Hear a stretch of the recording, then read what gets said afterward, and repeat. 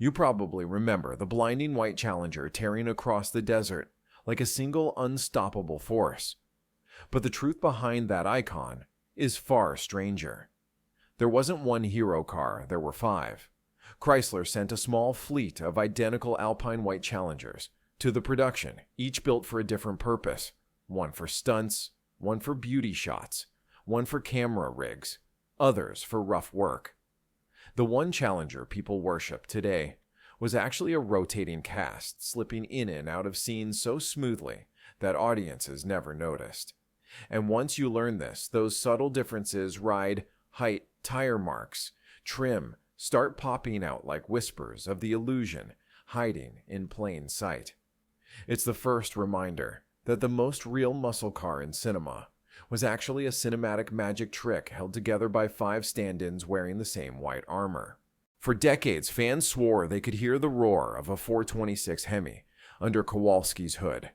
That deep, unmistakable thunder became part of the movie's mythology, a sound people believed they recognized, even with their eyes closed. But the truth, no Hemi ever powered the hero cars.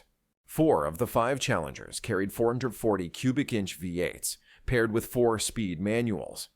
The 5th car had a 383 V8 and a 3-speed automatic, hardly the almighty setup fans imagined, and that intoxicating supercharger whine echoing through the desert-pure sound design, added in post. The onset engines never made those futuristic screams. The 440s were still monsters in their own right, pushing well over 350 horsepower. But they weren't the mythic Hemis people love to brag about. Hollywood shaped the memory, not the metal. That bright Alpine white, paint the very image burned into movie history, was a lie from the beginning. None of the 5 Challengers arrived in that color from the factory. The production team repainted every single one, not because of symbolism or character meaning, simply because white popped harder against the endless brown desert. It was a visual choice, not a poetic one, but the rushed repainting created an unexpected reveal. In scenes where the car takes a hit, a scrape, a dent, a brutal impact, you can spot green paint flashing beneath the white like a secret the car can't hide. Watch the guardrail clip scene closely. Pause. Look again. Green. A glimpse of the Challenger's former life peeking through the dust and chaos, reminding you that even legends have layers they never meant to show. At first glance, the Colorado plate OA5599 looks completely ordinary, a simple detail on a simple car. But in Vanishing Point, nothing about this Challenger stays consistent for long. The plate appears, then disappears, then reappears again, almost like the car is slipping between realities. Some shots show it perfectly mounted. Other scenes, no plate at all, as if it drifted off into the desert wind. There was no deeper meaning, just a pure continuity error no one caught until fans froze the frames years later. Yet that mistake transformed into a legend of its own. Replica plates now sell for hundreds of dollars among collectors, even though the original filming plates, the real ones, have vanished completely. A fitting mystery for a movie built on the idea of disappearing. That breathtaking leap across the dry creek bed the moment burned into every fan's memory was never meant to be so dramatic. The stunt team planned a controlled 30-foot jump, nothing too wild, nothing life-threatening. But the Challenger hit the ramp far too fast. Instead of a neat arc, the car launched almost double the intended distance, slamming down with bone-shaking violence. The frame twisted on impact. The stunt driver was nearly knocked unconscious. Even with the production's one jump-ready Challenger, the only car fitted with heavy-duty shocks, the landing was brutal enough to end filming for the day. And yet the footage was spectacular. So spectacular that they kept it in the final cut, even though everyone involved knew they'd gotten away with something dangerously close to disaster. A perfect moment on screen, born from a near catastrophe off it. The most shocking moment in Vanishing Point, the white Challenger slamming into the bulldozers, is also the film's greatest deception. Because that legendary crash, the one burned into pop culture memory, wasn't a Challenger at all. The production refused to destroy a brand new Dodge, especially since Chrysler had provided the cars for free as part of a marketing deal.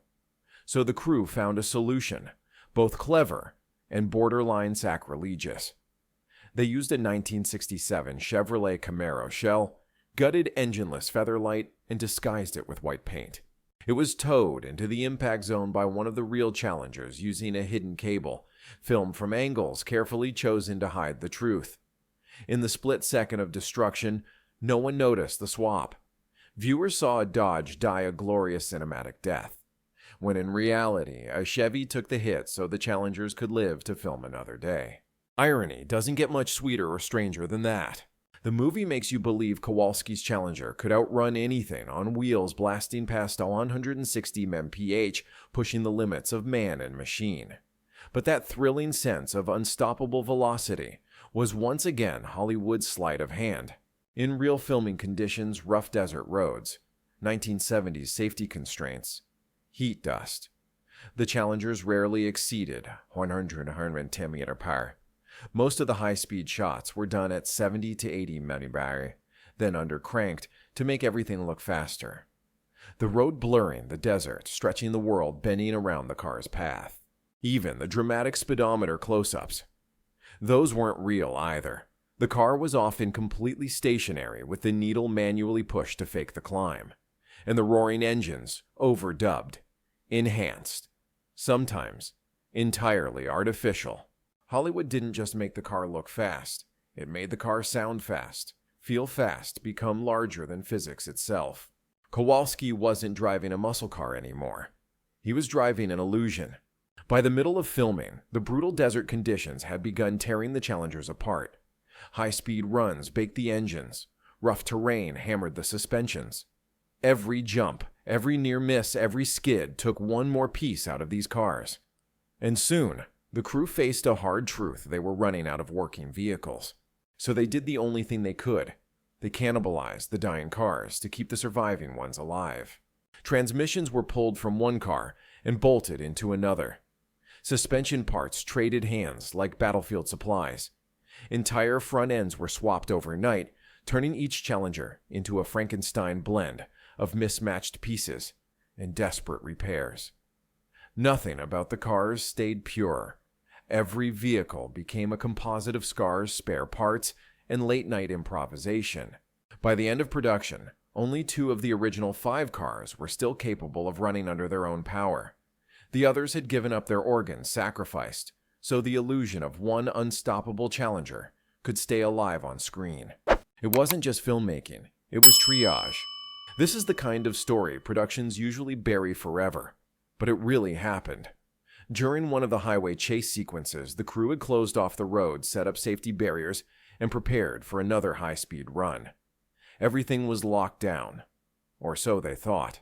Out of nowhere, a civilian driver ignored every warning sign and drove straight into the active filming zone. At that exact moment, a stunt driver in the Challenger was barreling toward the same stretch of asphalt at nearly 90 mph.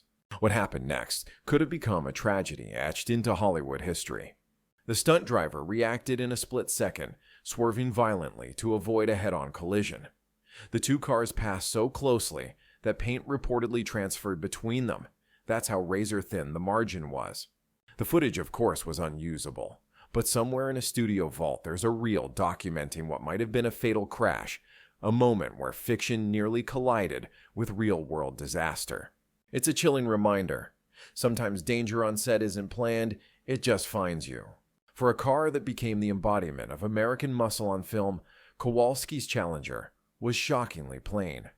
No shaker hood, no rear spoiler, no racing stripes, no vinyl roof, not even the flashy performance options Dodge was proud of in 1970. Just a bone-stock white hardtop with a black interior, the kind of everyday car anyone could have bought off a dealer lot. And that simplicity was intentional. The director wanted Kowalski's Challenger to feel real, not some overbuilt dream machine, but a car that belonged to a regular man running from something we never fully see. This stripped-down look also created an unexpected twist for car collectors decades later, because most 1970 Challengers that survived into the modern era came loaded with options. Finding one configured as plainly as the movie cars is now almost impossible. The Challenger that became a legend was legendary precisely because it wasn't dressed like one. Here's the part that still breaks the heart of every car lover. None of the 5 Challengers survived production. Not one. Not a single panel, a single shell, a single hero car made it out alive. After filming wrapped, the cars were in such catastrophic condition, bent frames, cracked suspension, scorched internals, mismatched body parts, that Chrysler didn't even want them back, and the studio couldn't sell them because of liability issues. So there was only one option left. They sent all 5 cars to the crusher. The destruction wasn't partial. It was total, complete erasure. No museum piece, no collector's item, no fan shrine. Today, every Vanishing Point Challenger you see at car shows, conventions, YouTube tributes as a replica chasing the shadow of a car that no longer exists. A ghost honoring a ghost. It's eerie, almost poetic, a movie about a man racing toward oblivion, ended with the very cars becoming part of that Vanishing Point too. Before Vanishing Point, white was considered one of the dullest possible colors for a muscle car. Dealerships pushed loud, electrifying shades. Plum crazy purple, sublime green, go mango orange. White. That was the color you bought when you didn't care. But everything changed after Kowalski's Challenger burned across the screen in 1971. The film made Alpine white look fierce, rebellious, untamed. Suddenly, car buyers wanted that exact clean, stark look, a white car cutting through the world like a blade. The impact was so strong that Dodge actually increased production of white Challengers in 1971, responding directly to the movie's unexpected influence. And here's the twist. What started as a purely practical filming choice, a color that popped against brown desert landscapes, became a full-blown cultural shift. Today, white is one of the most popular performance car colors on Earth, and it traces back to a film crew needing contrast against rocks and sand. A simple paint decision became a legacy. Super Soul. The blind DJ who becomes Kowalski's mysterious guide feels larger than life, almost mythical. But his character wasn't just a creative invention. He was based on a real Los Angeles radio personality from the late 60s, also known as Super Soul, famous for his anti-establishment voice and blunt commentary during a turbulent era. The real DJ didn't direct car chases over the airwaves, of course, but he did monitor police scanners and report on protest marches and clashes, in real time speaking directly to a generation hungry for truth. That spirit part, rebel part, storyteller, part cultural mirror became the blueprint for the version we see in the film. In Vanishing Point, Super Soul evolves into something even bigger, a modern Greek chorus narrating Kowalski's Odyssey, shaping the myth in the moment, turning an ordinary chase into something symbolic and strangely spiritual. It was a bold choice for 1971, blending counterculture radio with existential road cinema. And it's one of the reasons the film still feels alive decades later. The film begins with the Challenger blazing past a black Chrysler Imperial, and ends with the car meeting its fate at the bulldozers. 2 moments far apart, or at least that's what most viewers assume.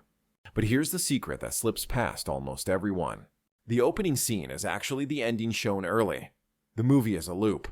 The same black Imperial reappears right before the final crash, positioned in the same way, like a shadow waiting at the edge of destiny. Once you realize this, the entire film shifts. It stops feeling like a linear chase and starts resembling a cycle, a trap.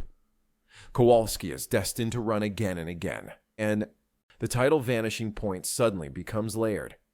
It's not just the place where the car disappears, but the place where beginning and end collapse into one, where parallel lines meet visually, but never in reality, where the road circles back on itself quietly, invisibly. Once you see the loop, you can't unsee it. The film becomes something almost haunted. Earlier, we talked about how the rushed repainting exposed flashes of green under the white. But here's where things get truly strange. None of the 5 Challengers were ever green from the factory, not according to Chrysler's official records. So where did that vivid green paint come from? Some crew members believed the cars were repainted before being handed to the production, maybe for a promo event or another project. Others suggested the primer might have been green. But automotive primer in that era was never that bright, never that noticeable. The truth no one fully knows. It's one of those accidental mysteries that film buffs still argue about a color that shouldn't exist appearing in multiple scenes, quietly hinting at a forgotten layer of the car's history. A secret buried beneath another secret, fitting for a movie built on illusion. For all the wild stunts and roaring desert runs, one of the Challenger's greatest advantages was something most viewers never noticed: its torsion bar suspension. Unlike coil springs, the torsion bars on the 1970 Challenger could be manually adjusted to raise or lower the car's ride height without changing any major parts. And the crew used this to its fullest. For jumps, they cranked the bars up, giving the car extra clearance and a sturdier stance. For high-speed sequences, they lowered it, making the Challenger slice through the air more smoothly. For tight turns or rough terrain, they tuned it again, scene by scene, shot by shot. The Challenger subtly changed posture, like a living creature, sometimes sitting tall, sometimes riding low, sometimes hunched forward, like a sprinter ready to explode. Most people never caught it, but once you start noticing the car breathing throughout the film, a hidden rhythm beneath the chaos. It wasn't just movie magic. It was mechanical versatility used to perfection. Kowalski is one of the most mysterious protagonists in car movie history. A Vietnam vet, a former cop, a motorcycle racer, a stock car driver. At least, that's what the dialogue tells us. But here's the twist. We never hear his first name. We never get confirmation that any part of his story is real. And Barry Newman, the actor playing him later, revealed something shocking. He built a completely different backstory for Kowalski in his own mind, one that contradicts the script, one that suggests the character was lying to others, maybe even to himself. The director supported this ambiguity. He wanted Kowalski to be a cipher, a blank canvas onto which the audience could project their own meaning. Someone running from something unspoken, something we never truly see. A man defined more by myth than biography. It's why the character feels so strangely hypnotic. We're never sure who he really is, only that he's running, and we can't look away. We already know a Camaro was sacrificed for the final crash, but the connection between the two cars goes far beyond that single explosive moment. The production didn't choose the Camaro at random. They picked it because from certain angles, its silhouette looked just close enough to the Challenger to fool the camera. A clever bit of visual deception. But here's where the story takes an unexpected turn. The Camaro they used wasn't just any Camaro.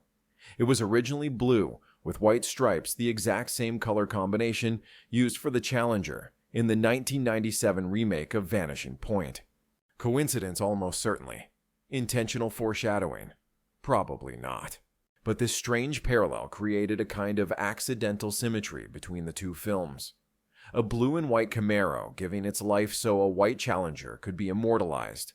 And decades later, a blue and white Challenger returning to the screen, like an echo of that sacrifice. It's the kind of detail that feels too poetic to be planned and too perfect to ignore.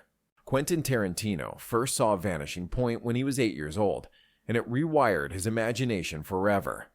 From that moment on, the white Challenger became his personal holy grail of cinema cars. He referenced it in Reservoir Dogs, Pulp Fiction, Kill Bill, and most famously in Death Proof. Its spirit is baked into the DNA of his entire filmography. But here's the part almost no one knows. In the 1980s, Tarantino actually tried to buy one of the original movie cars. He spent years searching scrapyards, collectors' garages, private lots, only to discover the crushing truth: all 5 cars had been destroyed after filming. No survivors, no hidden gems, no lost hero car waiting to be found. His disappointment became a kind of artistic fuel.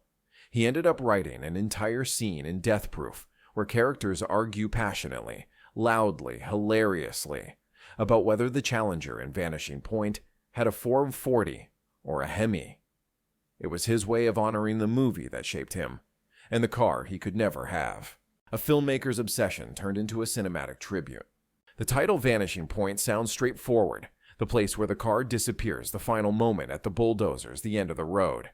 But its true meaning runs far deeper, rooted in art perception and the impossible distances our eyes try to measure. In art, a vanishing point is the spot on the horizon where parallel lines appear to meet. They never actually touch, They only seem to from our limited view. It's an illusion, beautiful, intriguing, unreachable. And suddenly, the entire story of the Challenger becomes something symbolic. Kowalski spends the whole movie racing toward a point that doesn't exist, a place the human eye imagines, but reality never delivers. His journey isn't just physical, it's philosophical, existential, maybe even spiritual. In the end, the only way to reach the vanishing point is to vanish yourself. Even the 5 real challengers suffered the same fate. Destroyed, erased, gone completely, becoming part of the metaphor the film was built on. A myth, a machine, and a man all swallowed by the same invisible horizon.